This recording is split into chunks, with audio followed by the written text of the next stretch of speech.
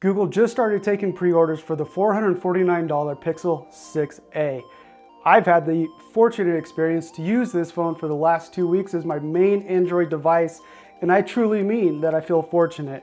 I'm Jason Cipriani. In this ZDNet review video, I'm going to walk you through why I think the Pixel 6a is the Pixel to beat right now.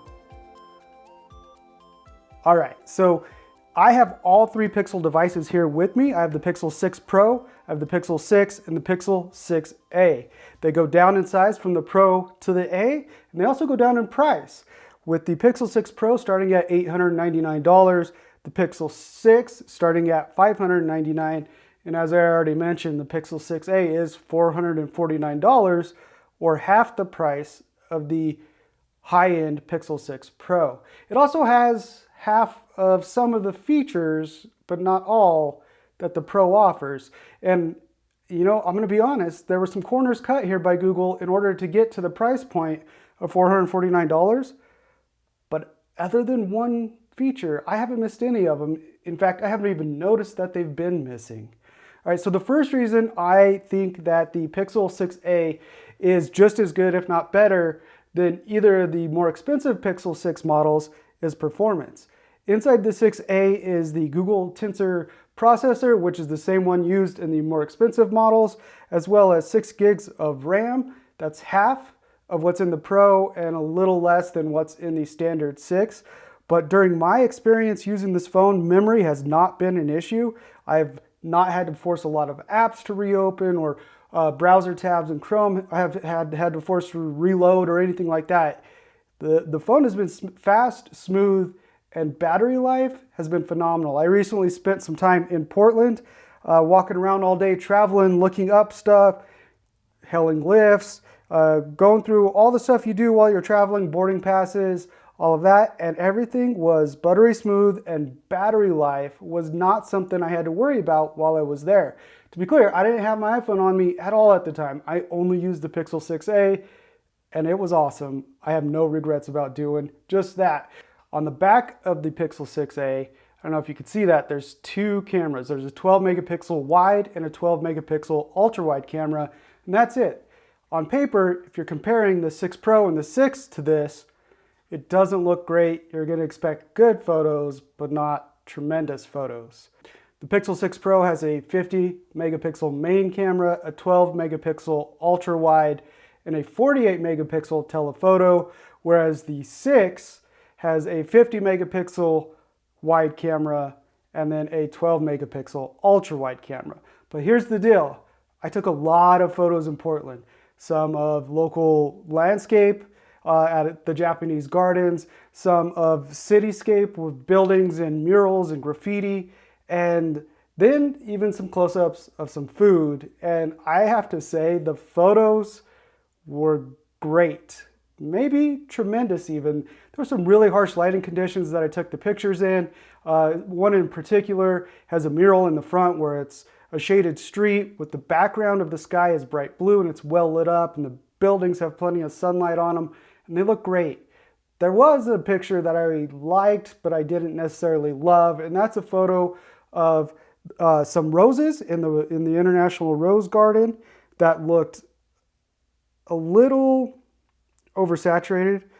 It looks okay on the phone, but when you get it on a computer or on a different screen, the saturation is a little too high for my liking. Now, I'm nitpicking here because I took the same photo with my wife's iPhone and it looks a little more natural, a little bit more true to life colors, which is what Apple is known for. But the point is, this is just a fine photo that I have zero issues with. Bottom line is, the camera on the Pixel 6a does a great job. It's not just good enough to get by. It is a corner Google obviously cut to lower the cost of the phone, but it's one that they still did a great job with. It's one that I would feel plenty satisfied, as well as have all of the confidence in the world if I had only the Pixel 6a with me on a trip and that's all I could capture photos of my kids with and you know, create memories with. The camera on the Pixel 6a, bottom line, is just as good and impressive as the rest of the Pixel lineup. I have no doubt about that. All right, so let me get to the last section, and I've already touched on this a little bit, and that comes down to the price. At $449, you're competing directly with Apple's iPhone SE. I would put this up against the iPhone SE any day, and if you're an Android fan, I would say go Pixel 6a. If you're an Apple fan and that was your budget, go iPhone SE. All day long, both of them have a great experience that you're not really going to have any issues with within those ecosystems. Fabulous devices.